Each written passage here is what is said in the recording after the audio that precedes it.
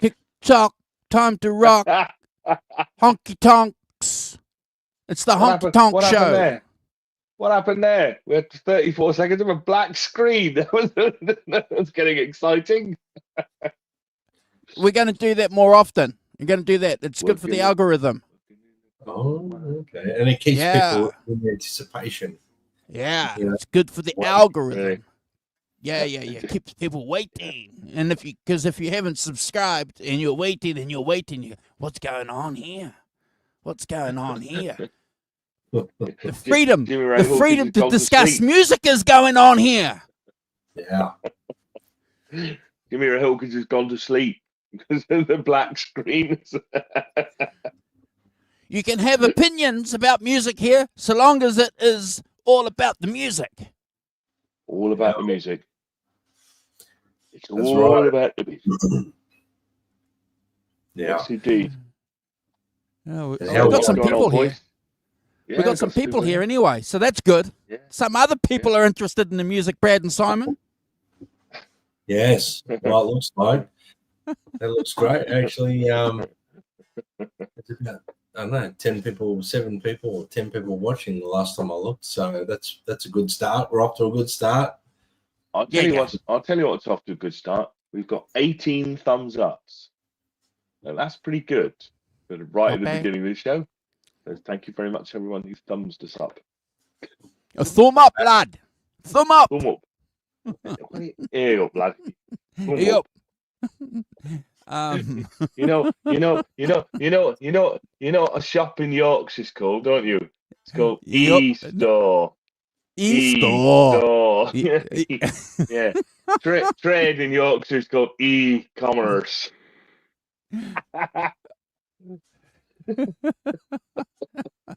E-store. E-whore. E-war. E-war. E-whore. E-war comes from the black country.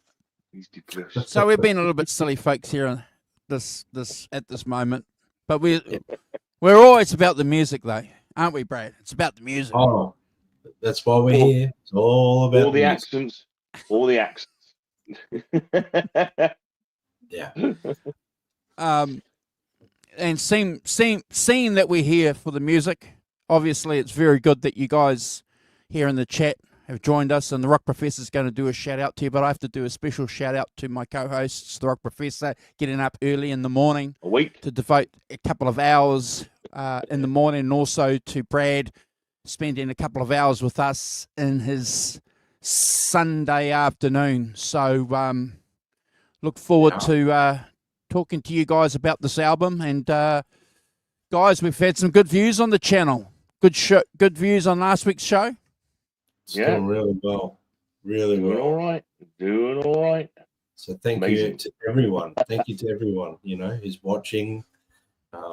It's makes it worthwhile, doesn't it? Really makes it worthwhile. It sure does. And so if you are watching on a replay, and again, forgive us if you hear this often, but we have to remind people who do pop along and aren't aware that we do have some Instagram accounts that you can find us on. Brad Cook is especially active on Instagram. Brad Cook Music. The Rock Professor, you'll get one post a month from him. Simon Williams 33.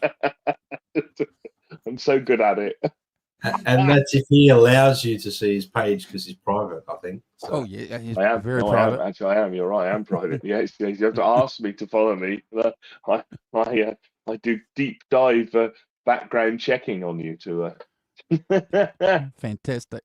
Our brother John ZD351 is on there as well. Yes. At John ZD351. And also we have to do, Rock Professor, another shout out to another dear friend of ours, Zach Zedris, who's been on our show. Brad, you're a good mate. Yeah. Yes, So you'll see those accounts there on the bottom. If you haven't already subscribed to them, please check them out. And speaking of John ZD351, guys, we missed him last week, didn't we, in the chat? And I see he's present and front and center. He's front and center. front and center. See, as ever. Yeah. See, this is what I have to guard against, guys. Look, you see. Now, should I allow Mary Linda to follow me or not? Well, it depends what she wants to say. Oh, yeah. She got 3 posts. Yeah, 3? I don't think so. So about 3 posts. Not happening, is it? See what I mean? Send me the link.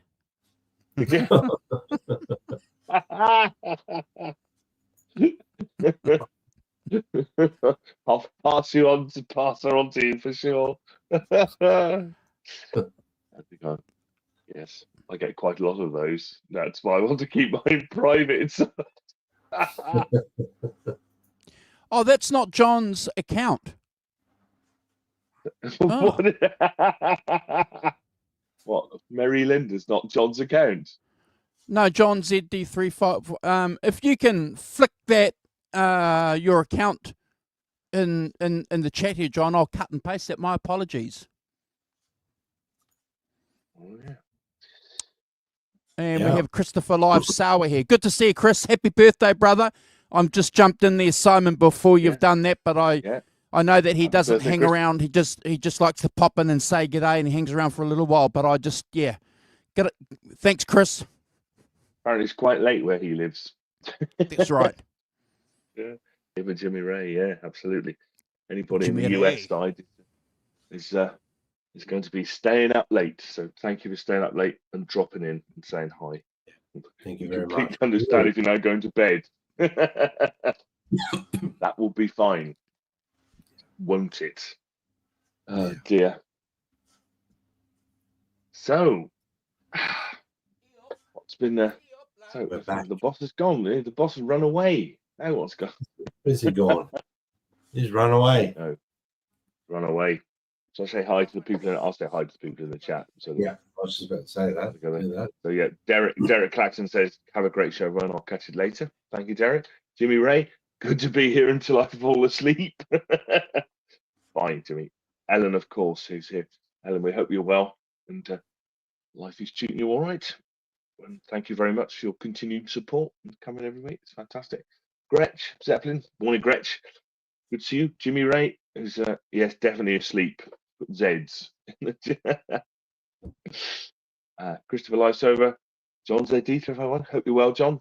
Yes, and he missed last week due to no interest in Nirvana. Fair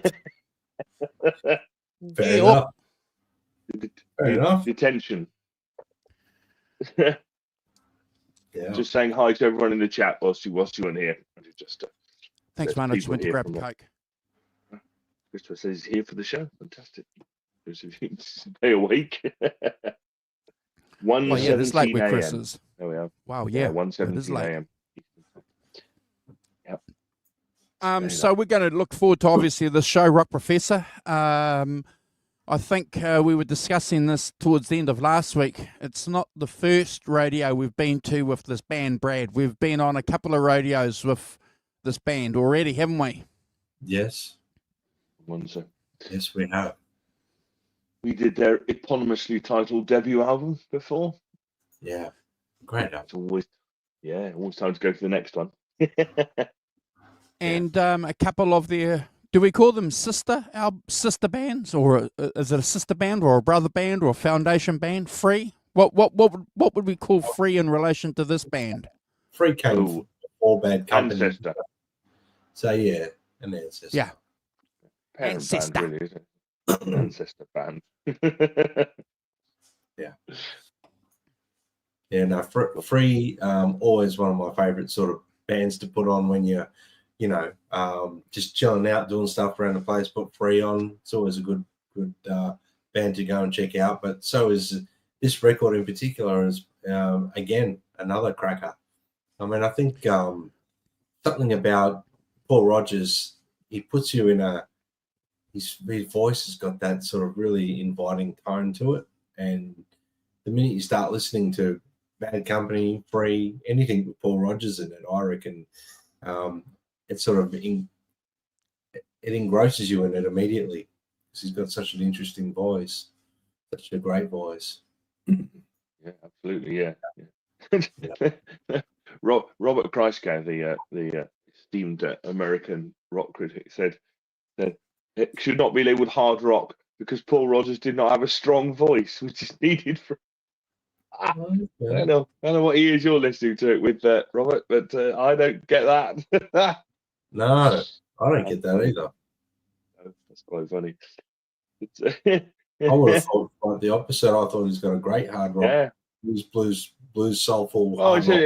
it's a blues soul voice. I understand he doesn't have that kind of hard rock kind of. He doesn't do the screaming, does he? He doesn't do the kind of. Does he? He's Got much more more of of a soul what voice. I would Really. call a blues soul rock singer. But Yeah. but we can yeah, rather than that. Yeah. Sure can.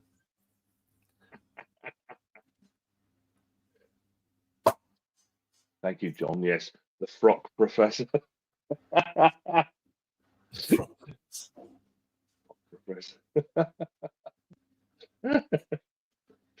Oh, my goodness. Yeah. So, who's presenting today's show? It's yours. Me. Isn't It's me. Yeah. So I was going to say. So do you want to just go around and say how he first came across this album? And morning, Hugh. Morning. Schoolwell. Up bright and early. Well, I don't know about bright, but definitely early. Early. So yeah, Brad, do you want to tell us when you first heard this record? And yeah, I mean, I was a Paul Rodgers fan, so getting into Bad Company was just part of the process of listening to Free, and then I investigated this album. I got the first album, self-titled one, and then this one not long after it, because I reckon it would have been late 90s. I got into Bad Company, late 90s, early 2000s. And this is, I've always loved this record, and I've covered a few songs off this record previously. And I think it's a cracking record, and I haven't listened to it for a few years, I must admit. But I have to admit that I did have this album on my list of things to tick off at some point. So I'm glad you picked it, Simon. Because, I've got a list a mile long like you guys do as well, but it definitely was on there towards the bottom of the list. But I'm glad we've done it because it's been really refreshing to listen to and really break it down like we do when we rank it. So well done for picking that one. So it would have been late 90s, I reckon, I got into Bad Company. Just a progression from listening to Free, really. Yeah, cool. Yeah. Andrew? Yeah, I'm very familiar with this album. I was lucky enough to hang out with a guy called Marsh Murphy, and he had Tattoo You, this album, and a Credence Clearwater Revival album as well. I remember those three albums distinctly. And again, that really important period in your life, Simon, 14, 15, and I remember putting this album on his record player and being blown away by it, and didn't know anything about Bad Company as a band, but I just fell in love with Simon, everything that I heard on this album. And then obviously when we've discussed the previous album to this, and I think the Free album, just became a complete and utter fan of those musicians and what they did. So I'm glad you picked it. This album's certainly on my list, as are all the other Free albums as well. Huge Paul Kossoff fan, and obviously Ralph as well too. Just a great album, and really enjoyed listening to this album all week. And looking forward to sharing my thoughts and rankings with you on this album. But have a strong affinity to this album, Simon and Brad. Had it on vinyl, had it on cassette, and I've got it on CD somewhere. Cassette, well done. Not on 8-track though. No, we didn't have 8-track here. Is he not? No. Hey, God. Did you Wow, have you 8-track missed in out. Aussie? Well, no. And No. Brad doesn't know what 8-track is. No, I do know what it is, but no, didn't. During my time, was always like audio cassette or CD. Yeah, we never Yeah. had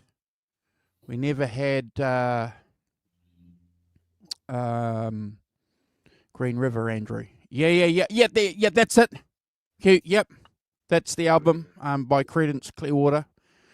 But yeah, I'm glad Simon, the Rock Professors, picked this album because it's I reckon it's a masterpiece. Yeah, It's a classic album. Of course, I got it when it came out. I mean, it was really big here in the UK. I mean, it was had two really big hit singles. Good Love and Got Bad, Feel Like Making Love, and I played those in bands. I played Feel Like Making Love in bands and things. So it kind of, and it's when it comes out in '75, so I'm just I'm a couple of years into buying records and stuff, and the first album was a big hit as well here. Can't Get was a hit, and an absolute favorite. When I was about 15, we used to go on a Wednesday night to Tiffany's and because they used to have a rock night. Actually had a DJ. What's he called? Fox. Something Fox. I can't remember his first name. And he used to do it was like rock night, So and he would play all this Bad Company, Zeppelin, Trampled Underfoot and stuff. And it was great. Great Wednesday night when he should be going to school. The next day we're out at Tiffany's, raving it up to lots of these songs and stuff. So it has, really fond. I didn't see their first concert, yes, but it's loved it then, loved it ever since. It's always thought of it as a classic album. Those first two Bad Company albums are absolutely, bona fide classics, and and with tremendous, company, as you said, Kossoff and Simon Kirk from Free. So carrying on and Free, in particular. When I was about 15, we used to go there's a pub we used to go into in Bristol called the Royal Oak, and for some reason they would let us in and serve us. Can't have been it. We kind of looked 18, no way. But anyway, but any time I hear Free, I'm taken back to Wishing Well. I used to play Wishing Well on the duo. I go straight back to being 15 in the Royal Oak and listening to Wishing Well by Free. It was a fantastic record. But so this came on as they were on the Led Zeppelin label and things. So it was right in the rock with us. I think Paul Rodgers is such a great singer. And we knew all the people. We knew Mick Rouse and Motley Hoople. Motley Hoople were really big here as well. Before that, they had huge hits and were a really big band here and stuff. So in that sense, they were a bit of a super group, really. Bosborough from they were actually from King Crimson. You see, in sort of UK terms, they were a super group. Bosborough came from King Crimson. And, so they right, and they sort of certainly delivered on that expectation from our perspective, my peer group perspective. Then, absolutely, yeah. So it's been a great record ever since. It sounds great now, doesn't it? It sounds great, Great sound on the record. It's one of my things, Simon. I've put in my notes. The quality of the sound recording is brilliant. I love the tones captured. Fantastic. Absolutely, yeah. So fantastic. Okay, so shall I do a quick intro and we'll get into it? Sure. Yeah, let's do it. Yeah. So it's, as we said, it's their second album, released in April 1975, following the huge success of their first album, Bad Company. So I'm sure everyone in the chat knows it, but if you don't, go back and check it. It's another great record, and we have done a show on it here. So search that out if you haven't come across it. And produced, as I said, some of their biggest hits. Feel Like Making Love, Shooting Star, were definite hits, in the UK and things. So they recorded it at Clearwell Castle in Gloucestershire, which is just up the road from me. It's a very well-known recording studio in the 70s, countryside, residential place, kind of a bit of a gothic atmosphere to it, as befits recording in a castle. There's a couple of places. What's the place over in Wales? But so a couple of places around there that had recording studios. So really nice place to do it. And as we've said, Simon Kirk and Paul Rogers from Free, and Boz Burrell from King Crimson, and Mick Rouse from Mott the Hoople, make them into something of a super group here. Signed to Led Zeppelin's the first band to be signed to Led Zeppelin's Swan Song label. Besides Led Zeppelin, of course, but first other band to be signed to them, and made fantastic use of it. So a great record, I think. Yeah. Okay. I don't know what order are we going in, team. Who's second? Andrew, you going second? No, I'll go third because I introduced the album last week. So I'll come up the back straight. When you go first, the show before you get the tail end of the next one. You get the tail ender. I don't think I ever get the tail end of anything, frankly. But No, because you're the rock professor. You always get the always in the middle treatment, mate. Top-notch treatment. You're the rock professor. Okay, cool. Right, so the first track is Good Loving Gone Bad. High energy opening rocker, but great opening riff. Classic Bad Company sort of riff, and great groove as well. I think we talk a lot about the Simon Kirk, and Bob, the groove that they set up, and the swing that's in there, and this has a great great riff, and it has a great pre-chorus and a chorus as well, and quite a pop sensibility in the chorus. You could definitely sing it. Absolutely. I don't know, and and I think that's one of the things that that carries through on this, is that there is a pop sensibility. Lots of it. There's melody is to the fore of all these tracks, and definitely on this track, it absolutely. It's great guitar playing from Mick Rouse and Paul Rogers. As we said, is one of the great kind of rock soul voices, and certainly shows it off here. And they have that kind of Chuck Berry kind of esque first bit of the solo, and then he goes back to point, and then he's the phased guitar as well, back and forth. I think there's plenty of production going on this track. Great track, great intro, great first track round. 10 out of 10 for me, never a skip. Brad.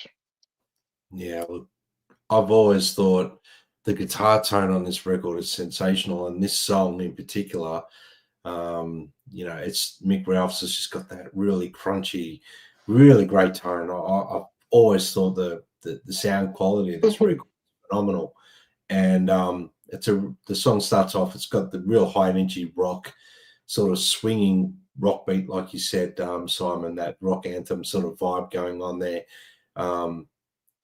Put here, it's got a blend of raw and powerful, catchy hooks throughout the whole song. I love the breakdown sections. I think Paul Rogers has a voice that commands attention. He's got a lot of swagger in the delivery of the vocal. He's very passionate about it in the verses and choruses. I put in Mick Ralph. He kind of drives this song with that riff. It's really, really crunchy sort of sounding riff too. It's really cool. I love the choral sort of work that he plays. The solo is fiery. It's got aggression. It's got a lot of bends, and lot of that, the good old rapid sort of pentatonic runs that we all love in blues rock. And it blends really well. His style on guitar blends really well with Paul Rodgers' voice. Paul Rodgers has got like that soulful blues voice for me. He's not the just a rock singer. He's got a lot of soul in his voice, and I've always thought Paul Rodgers influenced people like Chris Robinson from the Black Crowes and things like that. I can hear this influence over a lot of actual great soulful rock singers as well. The bass, it's Boz Burrell, isn't it? His name. Boz Burrell, yeah. It's a really punchy bass. It's got a lot of hook. It locks in with the guitar. And Simon Kirk's drumming. I mean, it's got a solid snare sound on this album. And this song, it's quite solid. He's got a big sound. I think he punctuates all the high energy sections of the song fantastically well. And I gave it a 10 out of 10. It's never a skip. Andrew. Yeah, I agree with what John made, his comment he made in here. Paul Rodgers is one of the best voices in the history of rock. I agree. I make no bones about the fact that I think he's fantastic, and more so, guys. He's just a great front man, when he was with Free. And if you go and look at the videos of him playing with this band and then continuing, he's got a presence, the way that he stands there with the mic stand, Brad, leans into it and backs on. And, he's got all the, all the cool moves for a front man. And that's important. So, you're talking about Chris Robinson being influenced. He certainly studied, what he was doing as far as, keeping the eyes on what the singer's doing, which is, what I like. This is not a Joy Division concert, or a Cream or a Cure concert, where the singer's just standing there going like this. Strutting. Yeah, something like that. But look, I agree with you guys. I think it's a cool intro. It's one of the great intros, one of the great intro songs on an album. Love that crunch on the guitar. Kirk, distinctive drummer. I think I can I can distinctly hear him now, guys. I think as a drummer. He's just got that style, and it goes back to, Brad, everything that you said with his snare. He doesn't have a big drum kit. We've discussed this many, many times before. You go and have a look at all the videos, Simon. He's just got a basic drum set, doesn't rely on, 20 drums to get his sound. And the key, isn't it, Brad, is to if you've got control with the snare and you've got a good snap, that's the key, one of the keys. And that solo is just an incredible solo. And the good thing, if you're getting hooked into the first track, the solos get better and better, ladies and gentlemen. So buckle in and enjoy the ride, guys. I haven't given this a 10 out of 10 at all, but please, I'm going to rank it very, very seriously. I love this album. I'm going to give it a solid 9.5 out of 10. It's one of the greatest opening tracks on an album, but there's just more to follow. Brad. 9.5, still a good score. So we're happy with that. Yeah, not quite a 10, bro. Not quite a 10. Yeah, look, I reckon if it was any less than a 9, though, you'd probably get timed out. Oh, 100%. You sack me. You're always getting timed out now. Anything that starts with a 9 Alan's giving it a 10. Territory. See, you're way off. What's Hugh giving it? Is Hugh ranking it? I don't know if he has. Oh, yeah, opening track is a 10 all day. See? 10. Cool. Yeah, you're way off. almost in detention territory.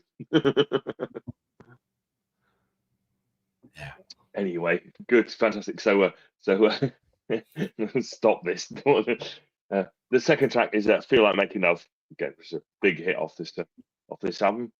It has the classic kind of gentle verse and loud chorus. So it's loud, quiet. So it's the originator of loud, quiet. But that kind of, more kind of folky thing. It's got that acoustic arpeggio intro thing that they play, and then acoustic bass and drums under the singing. Pretty simple stuff. And then, you've got the bass going da da, and with the guitar, it's kind of that the two things just join together seamlessly as together to go into the chorus, and the fourth line of the chorus is kind of half speed, isn't it? Kind of half beat thing, which is cool bit of arranging. Love the harmonies that they sing as well. I'm sure that I don't know if you played this in bands, but the harmonies are one of the great things to do on this track. Absolutely, great fun to do. When they pick out the end line, sing the end line as a harmony, but and each of the things that's really cool. And a really nice kind of melodic solo, not overdone. Very kind of pretty simple stuff, but exactly fits the vibe of the song. And some bit of, I think there's a bit of double tracking of harmony guitars as well, which is really nice at the end. 10 out of 10 from me. Never a skip. One of several classics on there. Absolutely. And as I said, I've played it in bands, done it all. So definitely a 10 out of 10 for me. Definitely never a skip. Brad. Yeah. This is, like you, Simon, one of the ones I have played in a band before. And I used to always love playing this song. It's just got such a great feel. I think it's one of, it's a timeless song. It's one of the, classic sort of well-written songs of all time, in my opinion. It's got a blend of like acoustic and balladry, and then it's got that explosive rock power that comes in during the choruses. And who doesn't love a song that explores themes of love and desire? Let's be honest. You know what I mean? It's a wonderfully written song, lyrically and musically. The old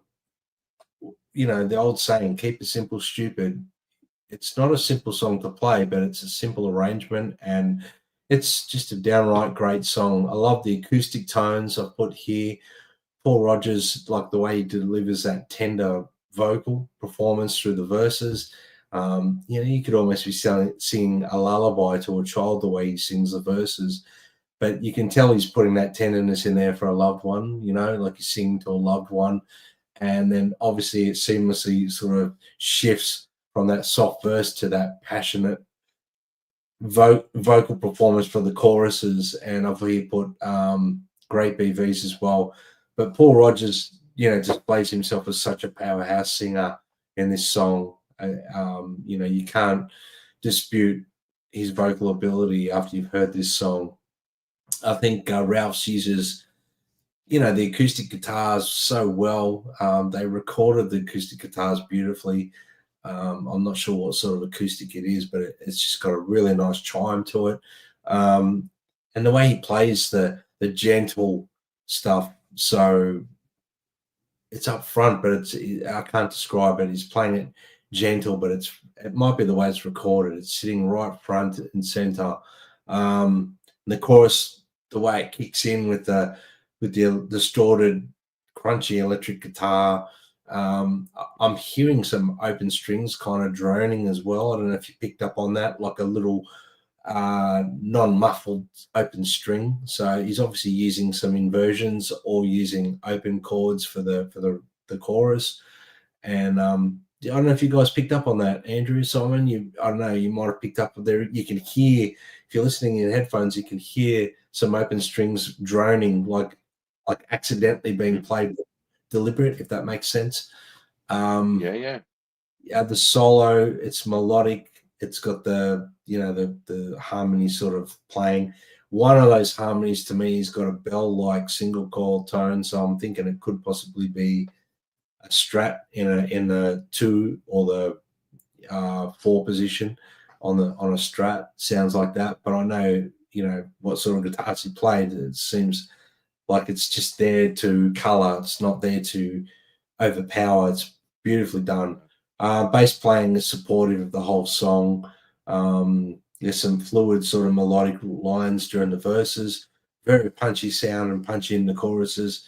And Kirk's, restrained drumming and then comes in thunderous, some beautiful tom fills. The song's got so much light and shade, and you can pick up the dramatic tension from his drumming in this song. I have to give it a 100 out of 10. It's never a skip for me, and one of my all-time favorite sort of Bad Company songs. Andrew.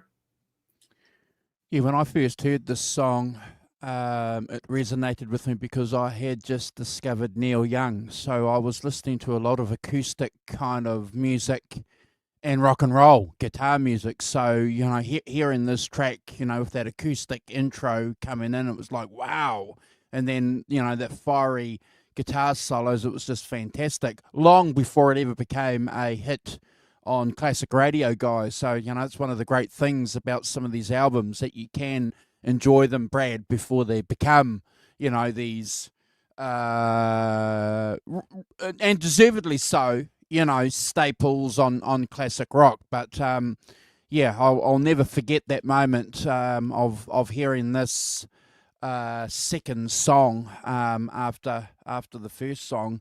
Blew me away. The acoustic guitars, especially the bass punch from the bass player, and the bass runs that he has. It's very, very delicate. That he's not just doing the chords, Brad. He's playing a couple of notes in between, going from one chord to the next, but he's not thumping it. So he's playing it directly in contrast to the song, but you can still hear it, and I love that. It's just, again, one of the unsung bass heroes of this music. I just think it's a phenomenal song.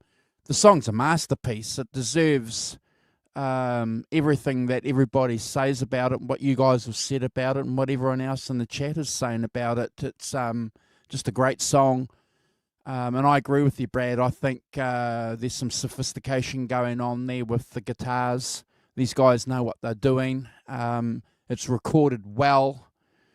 Simon, these English guys recording well in these castles and these mansions and these manors and, these mobile trucks.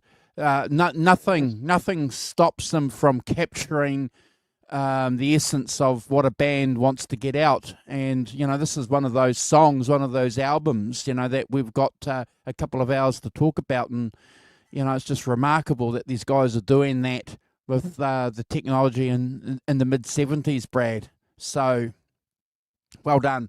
I've given this song a Brad score too. It's just phenomenal. And I like what John's saying, if you started the album with this song and then, it goes bad. Yeah. But that's John being John, folks. That's John being funny. Yes, there's a good point about the first 2 tracks. They set out the stall, don't they, for the album in a fantastic way.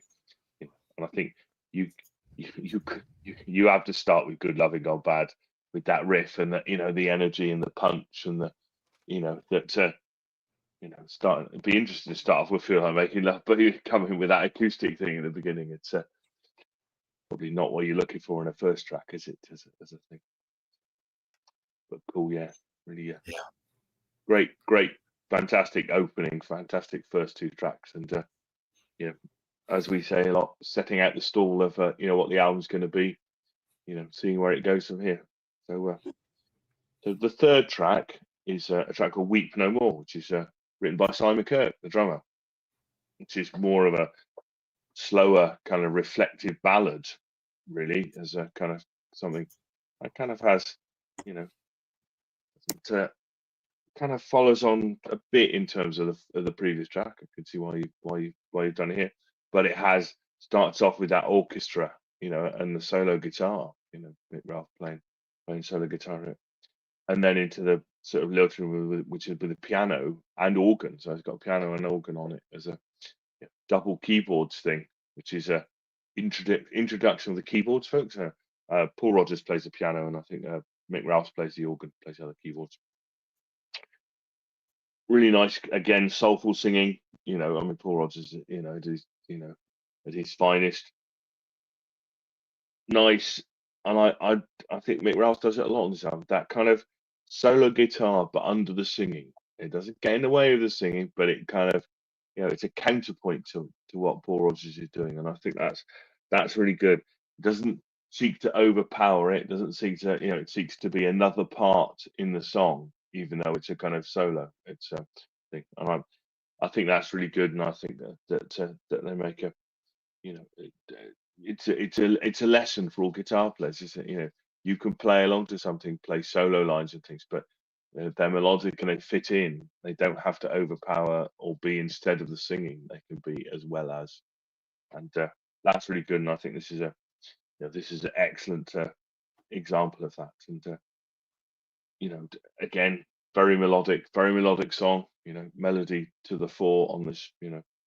And the use of orchestration, really good. Really like the orchestra, and with some lovely solo guitar injections. And so I gave it a 9 out of 10 and never a skip. Brad. Yeah, it's a great song. Weep No More. It's like a bluesy sort of ballad with orchestral overtones for me. It's got a lush atmospheric sort of sound to it. Rodgers has got that real soulful sort of restrained vocal delivery through the song. Rouse has got the cleaner, subtly sort of bluesy guitar tones happening there as well. Some bluesy guitar fills I've put. They complement the piano arrangement that's going on. His playing is understated, and like you said, Simon, in the previous song and in this one, he does play to the song. That's a hidden talent. Not a lot of guitar players can do that. Kind of when I talk about other guitar players that could do that wonderfully well, guys like George Harrison was one of those guys who could play for the song wonderfully well. And I believe that Ralphs was not comparing him, but same sort of thing. He played the right thing for the song at the right time, always. There's some lovely blues playing throughout the song. I love the solo. The bass playing anchors this song, in my opinion. It's a lot of like those sort of big sustained notes. There's a lot of rich tone there, and Kirk employs the delicate drumming cymbal work rolls on the toms, ensuring the rhythm.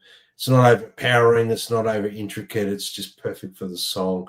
But the song really shines vocally, in my opinion, and the piano playing really. Knowing that's Paul Rodgers, he's a very good musician, not just a great singer. So I gave it a 9 out of 10 as well, Simon, and never a skip. Andrew. Yeah, I love the song, and thank you, Simon, for mentioning that it was written by the drummer, because the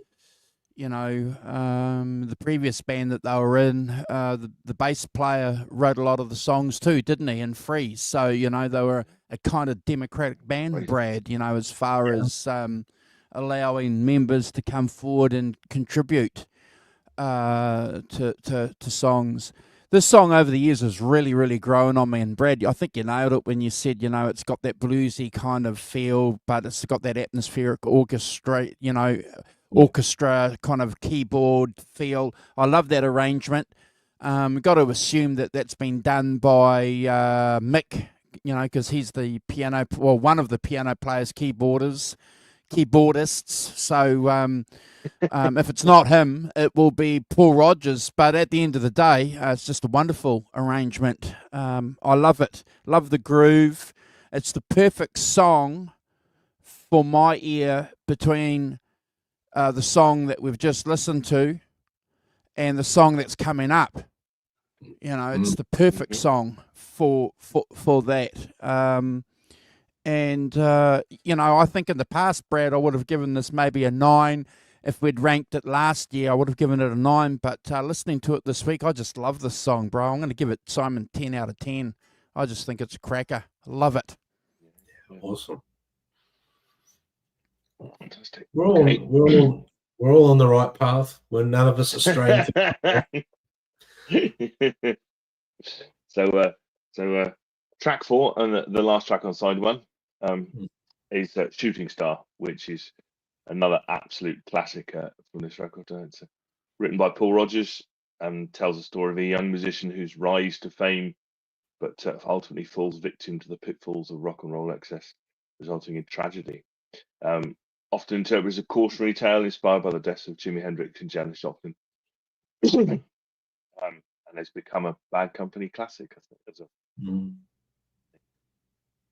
But it's kind of melancholic tones, great story. It's a great, the arc of the song, from being discovered to fame and then ultimately dying is great arc and great narrative. Lovely acoustic thing to start with, as it comes in. Again, the kind of that acoustic guitar thing that is in a lot of the bands from this era, definitely, and then that acoustic bass drums just play under the verse quite, and you got the electric that plays on the 4th line of every verse as well. That's pretty cool. Nice. Again, nice, just a nice piece of arranging, just a piece of it's not difficult, it's not big and clever, but it just creates an interest to it. And the chorus with the big electric guitar and the harmony vocals, great harmony vocals. I presume Paul Rodgers is doing the harmony vocals. I don't know who else. Let's have a look. Hold on. No, Paul Rodgers is the only person credited with vocals. So I'm going with it all being him. But they sound fantastic, and again, great piece of arranging. And then back to the acoustic for the verses and things. Really great solo, great bluesy kind of, but with great feel. Mick Ralphs has got a fantastic feel to his a melody to his solo playing. So I think that's really great. And lots of kind of sort of almost scat singing at the end, isn't it? Paul Rodgers sings scat singing, with the guitar and the bass driving it all along.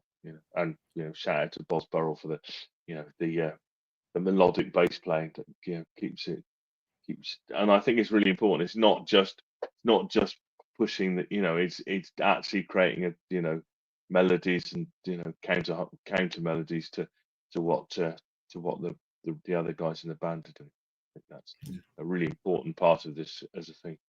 10 out of 10 from me. Never a skip. Another classic. Brad? Shooting Star. It's rapidly become one of my favorites on the album. I used to love the song anyway, and this is one I have played in a cover band before. And I think it's a wonderful song. Somebody mentioned about the rise and fall of a rock star. It's got that whole thing going on there. It's got storytelling. I love the vibe of the song, the contrast in the parts of the song, the acoustics, the electrics, everything about it. I love Paul Rodgers' emotive sort of vocal performance. He's really capturing the tragedy of the rise and the fall of the rock star. Basically, he's really capturing that in the vocal delivery, and I love that. You mentioned about Ralphs with that. He's got a really rich, overdriven sort of power chord thing through the choruses. He's got the dynamical thing going on between the verses and the chorus. I think his guitar solo, Simon, again, like you mentioned, very bluesy. I love his bends in this. He's got a great feel. I'm going to go as far as saying his guitar solo is lyrical. He plays like he's singing a lyric, on his guitar, and I love that. And you've seen classic videos of other guitar players explaining how they solo like they're a vocalist, and it's not quite to that extent with Ralph's, but he is incorporating that in his playing 100%. The bass lines, just melodic lines, and they really add to that depth of the song. The drumming, it's restrained rhythm during the verses, builds up gradually in the intensity in the chorus, and the climatic sort of sections of the song. Look, I gave it a 10 out of 10 and never a skip. Andrew. Cheers, Brad. Cheers, Simon. Thank you, Ellen. She's given it 10 out of 10. And I think Hugh's given it 10 out of 10 Hugh as well. did as well, but took it away. So, And it is. yeah, look, these guys definitely have an incredible ability, don't they, of incorporating an acoustic guitar into a rock and roll song, don't they? And this is evidence of it again. It's just phenomenal. I love that acoustic vibe. And it's one of the best storytelling songs ever. One of the best. I agree. I remember being blown away by the story, when I was, first discovering, serious music like this, Brad. John Lennon had passed away at 1980, and I discovered this album a couple of years later, 82, 83. So, when he's talking about Johnny, in the back of my mind, it's John Lennon. That's the figure in my mind when I heard the song. And then later on, when I discovered Free, I'm kind of, making connections, to Paul Kossoff as a subject to this song. Just love it. I love it. And, it could be anybody, that's passed away in rock and roll history, as a subject for you. And because of that, reason, Simon, poetry, great poetry has that appeal, doesn't it? For people to go back and craft their own landscape by hearing these words and these images. And I get that with the song, and I still do today. I think it's one of the greatest songs ever recorded, in my opinion. Certainly a great song on this album. It's the perfect song, just about. It's perfect. Yeah. I've given this, and we've got him in the chat. I'm glad he's in the chat. We missed him last week. I have to give this nothing less than a huge score, Simon and Brad. Huge score, yes. Oh yeah. It's just one of the greatest songs ever. I love it. Yeah. Thank you, Simon. Yeah. Wonderful. Just one small addendum. Apparently, Ron Nevison, the band's engineer, made the arrangements for the thing, and the tape machines and other recording gear were the same unit as used to record Physical Graffiti in Quadrophenia. So, No wonder. There's magic in those tape machines. And there it was. No wonder it sounds good. Yep, because those are masterpiece albums in themselves. Yeah. Yeah, absolutely. Yeah. We have reached halftime, so I think it's time for photos. Boss man. Right. Thank you. Right. So obviously, guys, if you aren't aware, obviously, if you aren't aware, folks, we have a merch store attached to the channel. We do get, if you buy a t-shirt or a cup, we do get a couple of cents from Bonfire and from the t-shirt company. So if you want to go and check that out, the links are all over our channel. Check it out. Yeah. Oddly, in the UK, I can only buy a mug. I can't buy a t-shirt. Yeah. Well, Brad's mentioned that before with some of some of his merch. So yeah. Unfortunately, Simon, it's not international.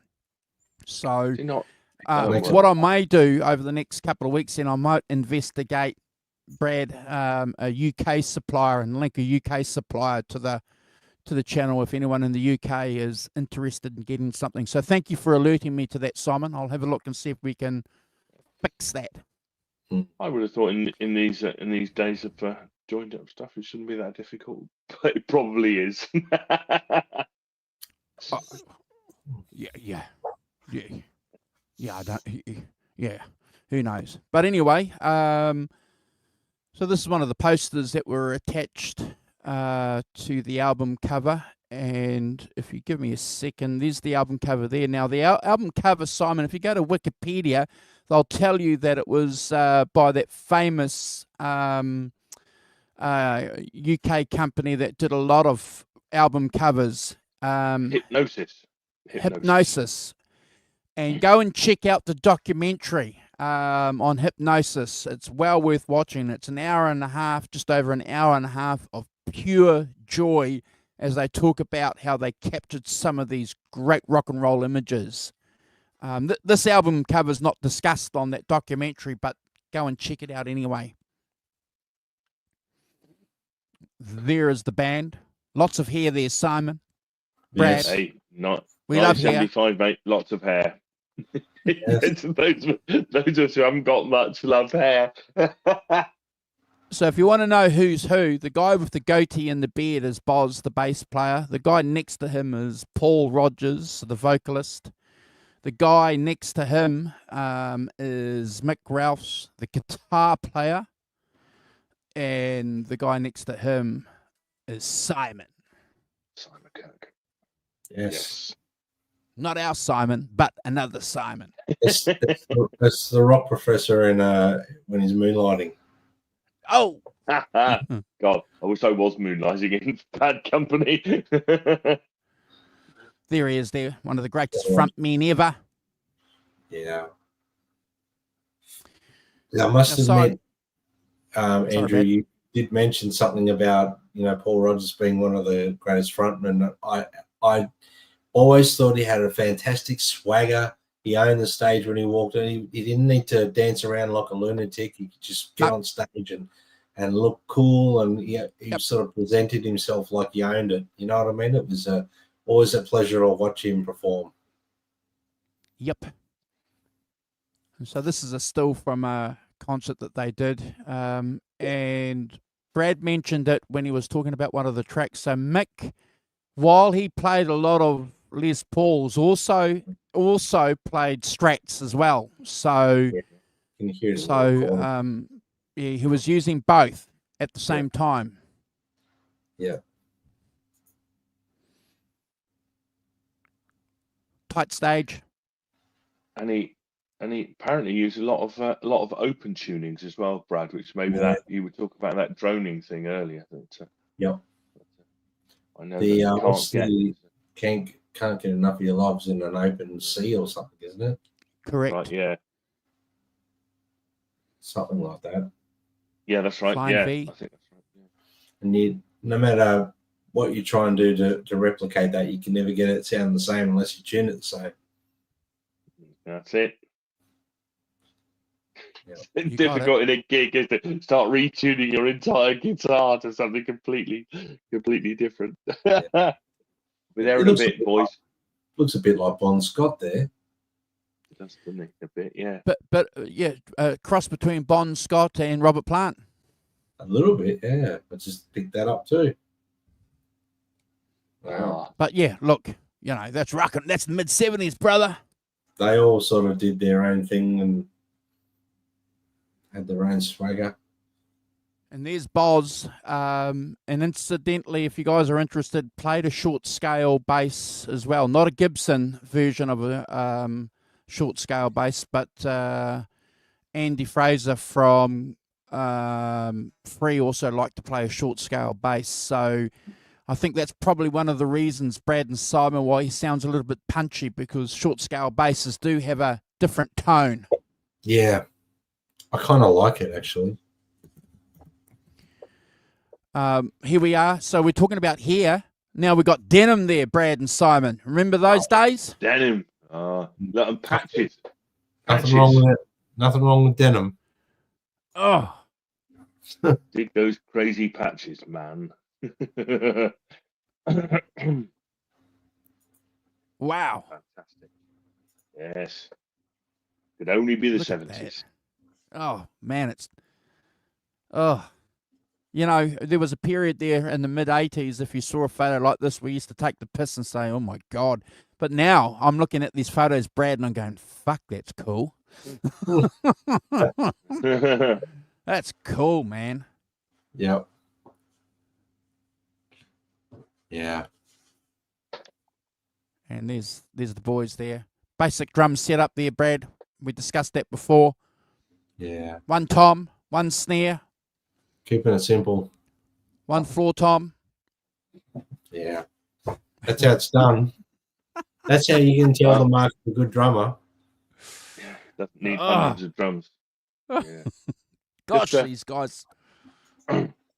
while you've been talking, just if you want to know, if you the Mick Ralph's tuning is tune your low E down 2 steps to C, tune your 5th string, the A, up 1.5 steps to C, tune the 4th string up 2.5 steps to G. Oh, that's tightening it up, isn't it?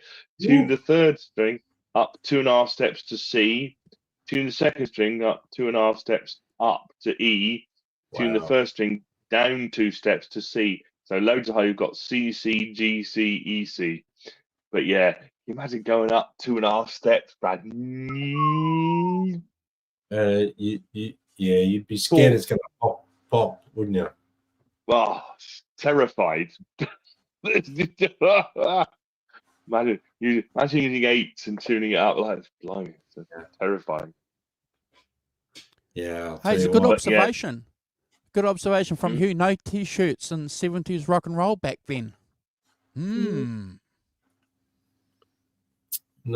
they were all about looking a little different, but I have seen Robert Plant wear a pretty cool blue T-shirt that said "Nurses do it better."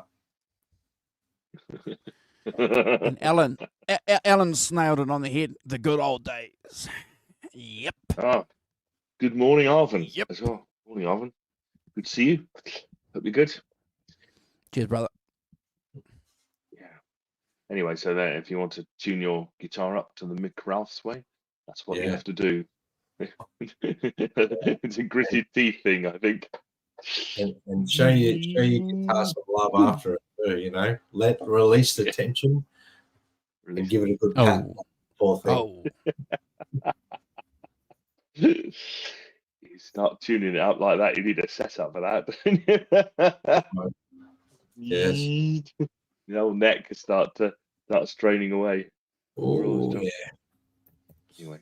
Anyway, fantastic. Some great pictures there. Thank you, Andrew, for getting those together. And now we move on to side 2, which in the classic mode, that's what we need to do. So the first track on side 2 is "Deal with the Preacher," kind of a gritty blues-driven song. Speaks themes of redemption, rebellion, and it has that kind of chords played and then a rundown complete the opening riff kind of thing. And it is a hard driving thing, isn't it? Great drumming and bass, great singing, but it's that gritty guitar and that kind of push that it has that the energy for side 2. Again, that solo guitar under the vocals, doesn't sort of get in the way. It just kind of it's another part to it, and I think that's really interesting if you're looking at it from a guitar player singing point of view. That they don't get in the way of each other, like as a complement to each other bit in there. And they have that slow down to the mid late as well. So, and interesting, quite a lot of use of speed as a dynamic device on this record. Slowing things down a bit, drop downs as well, drop outs and things. But yeah, great opening track to side 2. I'll give it 9 out of 10 and never a skip. Brad. Yeah, Deal with the Preacher. It's a blues rock powerhouse. It's got gospel undertones. It's got a kind of rebellious little edge to it as well. Rogers, I think he sings. He kind of catches the spirit of the song with his vocal delivery. While he's belting out lyrics, in certain parts, he's giving it some soulfulness as well. Ralph's has got that big biting riff. He's got he's blending sort of palm muting strumming as well with dynamic chords. I love the effect on the guitar in the mellow bridge before the solo. The solo, I think it's a phase. The solo is filled with some pretty cool blues runs, some hammer-ons and wide bend stuff, but just it's a great solo, and it's got a groove and bass line, sort of underpins the whole song, and Kirk's energetic sort of drumming. It's like a feature as well. He's got some great fills in there and elevates the song's sort of, urgency, I guess. It gives a little bit of spark. I gave the song an 8.5 out of 10 and never a skip, guys. Andrew. Fantastic. Remind me to show you guys my guitar too before we end the show. The one that I took the pickup covers off. Thank you. Yeah. Yeah. There was just something that you said there, Brad, that just reminded me of that. Look, you mentioned it before. I forget what the song was, that there was a free vibe to a song. This is the song for me, guys, where this is a free song. This song could easily be free in my mind, and that's not a bad thing. Mick continues that wonderful playing, and what a solo he plays on this track. Brad and Simon, you guys have nailed what the song is. It's got that rebellious approach, that gospel kind of feel. That these British guys were articulating really, really well. Into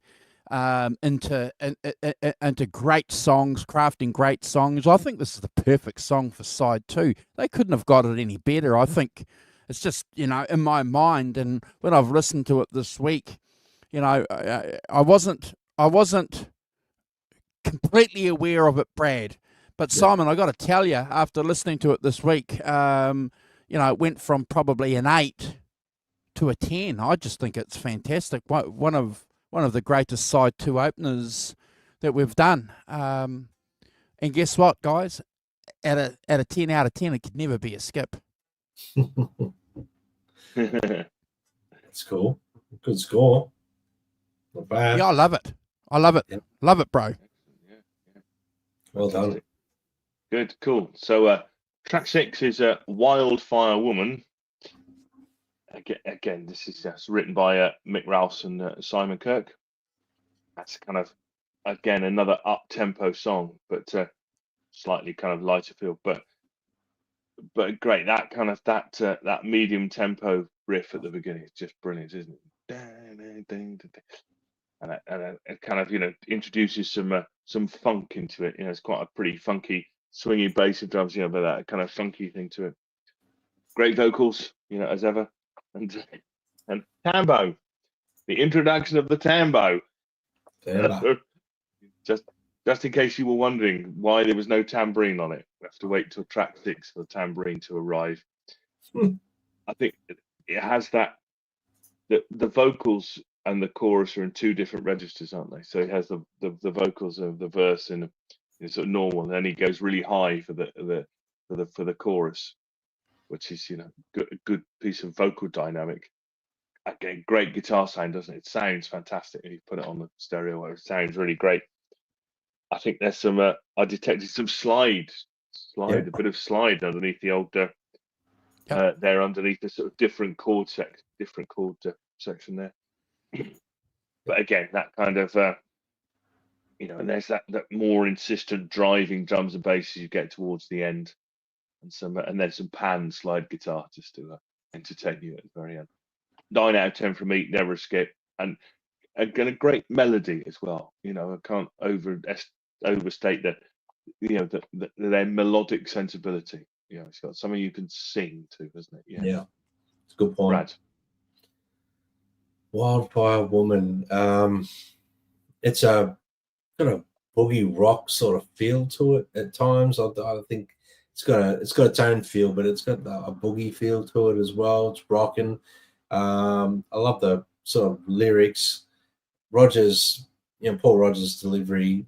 It's obviously he's embodying everything into it that it needs. He's got a very spirited vocal in every song he does. I love the way he sings, and this song's no exception.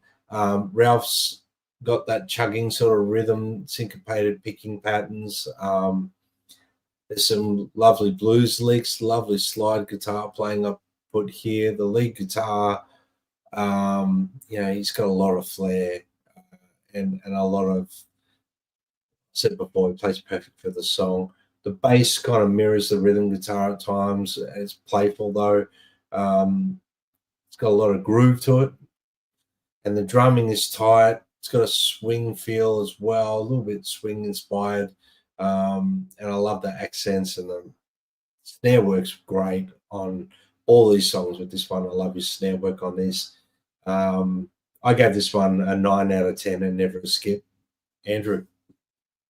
Yes, mate. We've got Raymond in the chat. Thanks, Raymond, for joining us. And he photographed Bad Company back at Cobo Hall in '79 in Detroit. Wow. That's awesome. I don't know, Raymond, if you've got some photos that you would love us to share at some point, but let us know. And Hugh's given this song a 10 out of 10. Firewoman, 10 out of 10 from Ellen as well. Look, I love the song too. It's a great vocal performance by Paul. Subtly different from, some of the previous tracks that he does. And you guys mentioned it before, the slide guitar, is always good. And it's just played there, just under, it's not in your ear. It's not in your face, Brad. It's just hanging there. Great second song for side 2 for me. And I too, Brad, have given this 9 out of 10. Never a skip, bro. Yeah. Great. Awesome. Yeah, cool. Yeah. So track 7, 3 on side 2, is a kind of ballad, isn't it? It's a kind of the first what I would call proper ballad of of the thing, and again extending it out, with a surprise. You've had 2 pretty sort of rock things to precede this, and then written by Paul Rodgers, and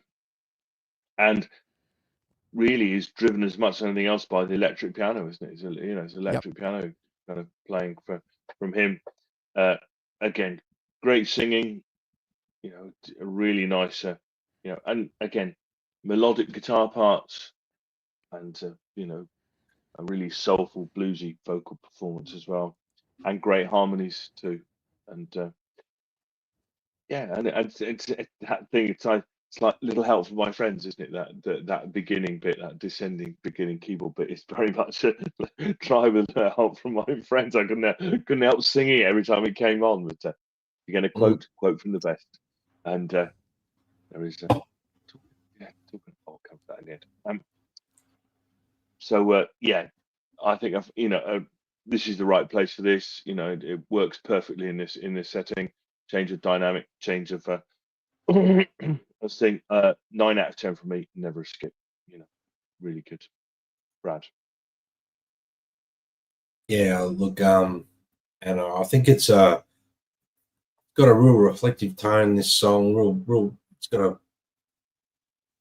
It does showcase the band's more dynamic side.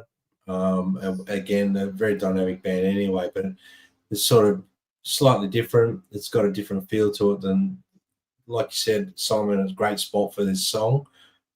Second last song. I'm not going to debunk that. We're not doing that again. I think it's a great song. Paul Rodgers gives a really, really intimate, sort of heartfelt, performance here vocally. He really does captivate you. I must admit, every time, I mentioned at the start, every time he sings, he just sucks you into that lyrical content of the song, and you get taken away a little bit. You lose yourself a bit during the song because of his vocal. Ralph's, it's got an emotional sort of solo. There's a lot of feel in there over technical playing or anything like that. Some really nice chordal work too in this song. The bass, it's kind of just there as support. It's doing its job. It's not overpowering. It's not, overplaying or anything. It's perfect for the song. And Kurt on the drums is just keeping that delicate, minimalistic approach to the song. I'll put it that way. It's got a really, really delicate mood, the song, and I gave it an 8 out of 10, guys, and never a skip. Andrew. Cheers, mate. Alan's given it 9. Hugh's given it 8.5 out of 10. You guys have already mentioned, I didn't know whether it was Mick or Paul on piano, Simon. So on the keyboard. So is it Paul? Is that? It's Paul on piano. Yeah, Paul Rogers. Yeah, cool. Plays piano and Mick Ruff plays the keyboards. Well, they sound incredible, don't they? Yeah, absolutely. Briefly, Raymond says that there will be in a future book of mine of photos not seen in 45 years. Van Halen photos will come out first. Well, Raymond, if you want to come on and promote your book, we absolutely would love to do that. Done that once or twice on here. Yeah, 100%, Raymond. If you want to come on and get interviewed and hang out with us and post links to your book, we've done that before. We've had some success in promoting some books on our channel. Recently, the live in Chicago, the Fleetwood Mac book by Bob Roberts and Jeff Lowenfeld. Jeff Lowenfeld. So if we've got a copy of that book there handy somewhere, guys. My copy is somewhere. But if you want to come on, Raymond, it won't cost you anything other than your time, and we're happy to do that. Yeah, we're happy. Open invitation, Raymond. Open invitation. Yeah. Happy to be part of your project. So you're getting back to the song, yes. So we discovered that it's Paul Rogers on keyboards, and that's great. Look, you have to have a ballad somewhere on a rock and roll album, don't you? It's going to turn up somewhere. I've got to be honest with you guys. It's not the best ballad in the world, It's adequate. It does the job. It's sort of towards the end, Brad, but it's not quite the second track from the end, so that's pretty good. So. Yeah. It can't be that bad. You guys have already mentioned it. I won't bore people. I'll just give my rankings. It's 8 out of 10 for me. But Brad, it's never a skip. It suits the album fine. But I'm happy with the 8, Simon. Happy with the 8. Oh, that's fair enough. Yeah. Oh, I think that. Remember in it, in the 70s, you weren't looking for a homogeneity of sound. You weren't looking for one sound that you took through an entire album or anything like that. It was all about the variety. It was all about, you'd have an acoustic thing, then you'd have an electric thing, then you'd have a piano thing. And that was par for the course for albums made in the, late 60s and the early to mid 70s for sure. And this is definitely in that genre. I think it's important to say that, that that's how they made albums in those days. If you only got to think about Led Zeppelin records, whoever, they have, have an acoustic bit, and then they have an electric bit, and they have a ballad, and then they have a fast rock and roll thing, or whatever. The dynamics and the twists and turns of recording all those songs, those different styles and things is, I think was really important, for recording albums in this period. I think maybe less so, people got more into, having homogenous sounds, and, you have an album and it would sound the same all the way through kind of thing. There wouldn't be so much dynamic, I think is, maybe I'm being unfair about stuff, but that's kind of what I feel about it. That, when you hear there's much more homogeneity of sound than there was then, where the eclectic kind of, differences were part of when, making an album. So the last track on the album, it's only an 8-track album. See, none of this 73 minutes nonsense. It's 40 minutes and in and out and gone. Which I approve of immensely. It's another love song. Again, that kind of piano thing, chorus, guitar, and cymbals at the beginning, very Beatlesque. There we are. Look. My notes exactly. Yep. Yeah, thank you, Brad. That's cool. So and it this again. I mean, as I said just now, if you're gonna steal from the best, and you got that. But I think that all ties into their sense of melody, their sense of song, and their sense of that clearly the Beatles were at the apex of that. It's all about the song, all about serving the song. And, again, this has a kind of electric piano driven bit, but great melody for the chorus, and then that solo at 142 when it just comes in with that sustained note, just which it goes into sort of feedback but control for it. I think that's brilliant myself.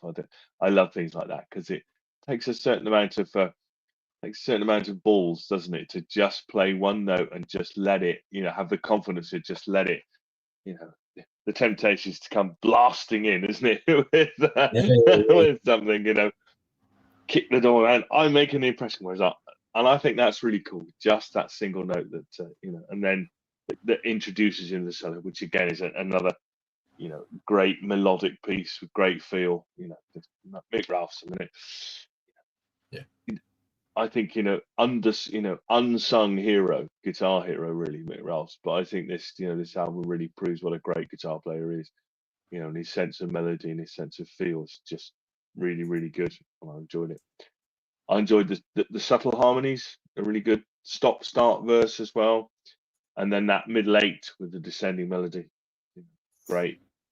And the way that the vocals and the guitar intertwine, and we've talked about that. I've talked about that a bit. The way those two things, and they don't get in each other way, and then the solo guitar with the vocal interjections, they kind of overlap, but they don't. It's beautifully done, and I think you've just got to have an innate sense of feel to be able to produce those things myself. And a really nice solo at the end. It's kind of long, isn't it? This is the 6-minute track, kind of where they stretch out and kind of and do some stuff. But I think that arpeggio keyboards maintains the interest all the way through. I think it's a great track. Really enjoyed it. And it's 9 out of 10 for me and never a skip. Yeah, great track. Brad. Call on me. I think this one has got like it blends rock with, I guess, other sort of groove-based rhythms. I'm picking. It's got like a bit of a funky, upbeat sort of feel to it. It ends the album very well. Starts off though, and here's the Beatle thing. I said starts off very similar progression to While My Guitar Gently Weeps. I'm hearing that in there. I don't know if that was intentional, guys, or I don't know. Then Paul Rodgers, once the song kicks in, it's sings with energy. He's got a lot of feel to his vocal in this song. Ralph's using, he's got a really good rhythm playing. He's an underrated sort of guitar player. Let's be honest. Like you said, Simon, I think he's I know he's got a reputation and people know who he is, but I think he's slightly underrated for his ability of what he actually does. Rhythm guitar playing is sensational. I think the solo, you mentioned that long sustained note before the main solo. I think that's great. Very classy playing. And the outro playing, very Claptonish. Beatles vibe again. I've put that there. The bass line complements the guitar playing. It's got a little bit of funkiness there. It's pretty cool. And, Kirk with the beats, the accents, the tight groove that he's sort of keeping. I gave it an 8.5, guys, out of 10, and never a skip. Andrew. Yeah, I agree with you, Brad. I'm going to give it a 9 out of 10. I think it's a great song, 6 minutes. It's got some elements there that are really, really interesting. The woman tone, I'm glad that Hugh picked up on that. Yeah, good they've pinched. They've pinched some elements from the Beatles, Brad. I give you that. I can hear that. I think back in the day when I was listening to this, I may have skipped this because it just didn't have enough of that punch on some of the other tracks, but later on you kind of appreciate it because it's a piece where Ralphs comes out on his own, Brad, as a guitar player, and he's doing some interesting stuff. I've got to be careful what I say here because I think he's a fantastic and incredible guitar player. He's definitely by the end of this track, I'm bought and sold. I think he's just fantastic. But there are aspects to the guitar solo. I think that I don't know. Some parts could be. And it might be if there's any aspects of engineering or the production being at fault, it could be on this track, Brad and Simon. Would have liked to have heard the guitar come through a little bit more, but it's not about the guitar, the track, is it? So you got to be, mindful. I think that there is that, and I've said it, that thing where it kind of interplays with the voice. Yeah. Two things. And, and I think that's you've got to have it at a certain level for that to work properly, haven't you? You can't Correct. kind of, and I think that's why it's at that level, isn't it? And I think personally, I think it's kind of unique, isn't it? The way that they intertwine. You have the call and response. We get that a lot on record. Sure. But this is more intertwining and stuff, and I think that would be my reasoning as to why it's at the level that it is. I know what you mean, but yeah, and I would still steer somebody who is interested in Mick Ralphs as a guitar player. I'd steer them to this album, Brad. I'd say go and listen to every track on this album, and study it because it's worthy of our attention. But the Rock Professors nailed it. It's because there's an interplay between the guitar and the vocals on this. So that's the reason why you can't get everything, Brad. You can't get it all as much as you might think that you deserve it. But 6 minutes, it's great. These British guys like doing that every now and again, don't they, Brad, on these albums? They like to throw in a couple of, at least a long song. Led Zeppelin did it often. often. I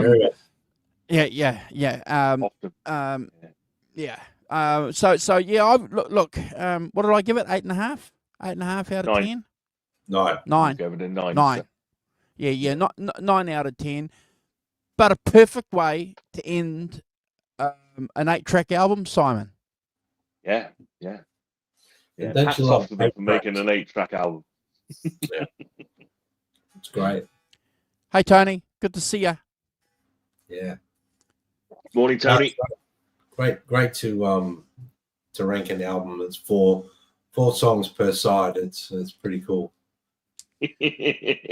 Oh yeah, it's 14 phenomenal. songs, 72 minutes. Yeah. Blimey. I know. And then 2.5 hours, and look at that. We're at 1.5 hours. I might even be able to have pudding before I go to bed tonight. Might get time to have my pudding, my custard. Pudding. I thought you'd do that anyway, Andrew. Why not? Yeah. Yeah. Okay. What bit of apple crumble? Bit of crumble. Oh yeah. I'm hungry now. Yeah. But thank you, Simon, the Rock Professor, as ever, for picking a great album for us to talk about. And, it's definitely, as Brad said, folks, at the top of the show, we had it on our list, as are all the other free albums as well that we'll get to. And we like saying this at this stage of the show, don't we? Who said that we're ever going to run out of albums? We haven't even scratched the surface of rock and roll albums that are out there. It's just the list continues to grow, Brad. It's continuing. Plenty of albums out there. Plenty of gems. Yeah, running out. Who said that? It is. So having said that, though, Brad, the backdoor man, has the pick for us to be talking about and ranking next week. So I don't know whether Brad has anything now. He likes to keep that sort of tucked up his sleeve, so he doesn't generally like to let us know what we're doing. But we have to ask him because the Rock Professor knew exactly what he was doing last week when we asked him, didn't he? None of this Nirvana shit. Were you impressed? I'm going to make it a little bit difficult for everyone, and they have to check my social to find out. How's that? Okay. Oh. They have to check my Instagram. So if you haven't subscribed to my Instagram, do so. A little plug for myself. But if you haven't subscribed to the channel, make sure you do so too. Awesome. And we'll look forward to that then. We'll look forward to seeing what Brad has to pick for us. Only 8 songs. We done half an hour early this week. Good to see you guys too. Look, the Rock Professor's going to go and do a shout out to you guys. Hugh's watching Rory Gallagher live at Cork 87. Oh, Beautiful. Morning, Johnny. the Rory Gallagher Stretch sold too, and they're keeping it in Ireland. Keep an eye, which is cool. Yeah, That's I cool. saw that. It's good that it's staying in Ireland. Really. Yeah. So Brad and Simon, let me show you something. These are the pickup covers that came on my Bethnal Greens. Yeah. So I grabbed my solder, and I've never done this before. So I just whipped off the strings, Brad and Simon, unscrewed the mounts or the surrounds or whatever, turned them over, heated up the solder, just gave the 2 little joints a heat through, grabbed a knife, cut through it, took it off, and I got to tell you, Brad and Simon, I can't hear any difference. Really? I've been playing it all weekend. Brad, so you're do you notice any difference?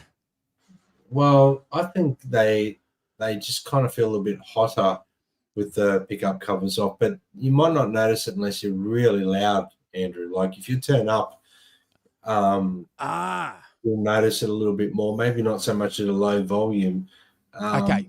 And it depends on the height of your pickup too, where you've got it, like how close to the string. But I tend to think a Les Paul looks a bit nastier without the covers on. Boy, she does. I Man, love, it looks cool, eh? I love the covers off and I love the covers on. I haven't got a preference, but I think it looks a little nastier without the covers on. But I think you should have black and white. Yeah. Really. Yeah. I'm I'm going to keep my granny. I'll keep my granny with the covers on, but I'll keep this one with the covers off. Yeah. I think, especially on a sunburst, the covers off look pretty good, Andrew. Like it looks a bit nastier. Looks a bit like it's a bit more of a weapon. Doesn't look as vintage though. That's the downfall. But well, I could always get blue tack, whip the strings off, and just put that on there if I want to go through like a Jimmy Page. No, Jimmy had the neck pickup covered, eh? I think you'll notice it if you crank your amp a little bit there. Like if you've got your blues breaker out there, Andrew, and you get a good. I'll do that then. Yeah, give it a good cranking, and you probably notice it a little bit more. But the other thing too, if they're really good pickups, Andrew, it might not be as obvious. You know what I mean? Because good pickups will have that sense, a bit more sensitivity anyway. So old school pickups, like old Gibson pickups, you take the covers off, it was probably more noticeable, is what I'm saying too. So they're good pickups you've got put in that guitar, aren't they? Like they're good quality pickups. So, but by rights, I reckon if you play a bit louder, you'll notice it. Okay, I'll do that, and I'll report back to you guys. I'll crank up. I'll go home after work, and I'll turn it on 10. Make your neighbours complain by turning up that loud. I'll be noticing. He's just trying to get you into trouble. No, it's okay. We've got to fuck with. Oh, no. We've got to fuck with neighbour two houses down that's bought a drum set, and he can't drum. Oh my God, it's nothing worse than listening to a drummer trying to drum. Yeah, well, that's what electric kits were made for. Yeah, I know. If you're going to practice and you can't play, go and play an electric kit. Okay, so I'll do that. I'll crank my blues breaker, and I'll report, and I'll do an A/B between that and my greenie. But yeah, I look forward to getting back to you guys. Rock Professor, do you want to say goodbye to the fine folks hanging out with us? Just a couple of things before we go. There's a new book about George Harrison's role in the Beatles by Seth Rogovoy. Rogovoy. So concentrating on his musical contribution, particularly. Okay. And that'd be interesting. If anyone's interested in that, it's called Within You, Without You. So keep an eye on that. If you're interested, I know there's lots of Beatles people on here, so Yeah. And Tony wants to know how many guitars you've got. The world's most dangerous question, Tony. You know. Not enough. Not enough. Not. Yeah. One many? less than I need. Three, four, I'll send you I've I'll send you a message, Tony, and I'll let you know how many. I'll DM you. I've got six electrics and 2 acoustics, Tony. I've got some in storage, but yeah, I'll have to work it out. I can't remember now off the top of my head. That's right. I can see all of mine. They're here. I haven't got that many. It's just like I've got some in storage because it's you know, I don't pull them out all the time. So I've got my main 2 or 3 guitars I use, and that's that predominantly. Yeah. John's got a spreadsheet with all these on. Gone out some at the bottom. Right. Yeah. Let me just I'll say so. Thanks to John. Nice to see you, John. Glad you're fine. Hugh Caldwell as well. Thanks, John. Hugh, Tony Bone as well. Thanks for dropping by, Tony. Johnny Heartbreaker as well. Somewhere in America in the darkness, yes. In the middle of the night. Raymond as well. Raymond, we saw Rory Gallagher open for Kiss in 1976 in Detroit. So, Raymond, clearly you have some stories to tell. Yeah. Yeah. And Ellen as well. Ellen, nice to see you as well. Every week, fantastic scoring, which is very cool. Yeah. We've got Raymond, Arvin as well. Arvin, nice to see you. Hope you're good. We're fine. Gret Zeppelin further on with Christopher Lysover. Just thank you for that. I hope you had a good birthday. Yeah. What else we got? Jimmy Ray as well. Don't know if you're still awake, Jimmy Ray. Whether we've sent you off to sleep. Correct. And Derek as well. Derek Clapton. Enjoy the show, Derek. Later on when you catch up. Yeah. Hope I got everybody. Thanks very much all for joining. It's fantastic to see you all every week, and we'll be back next week for something as yet unannounced. Yes. Lovely. Cool. Take it away, boss. See you guys.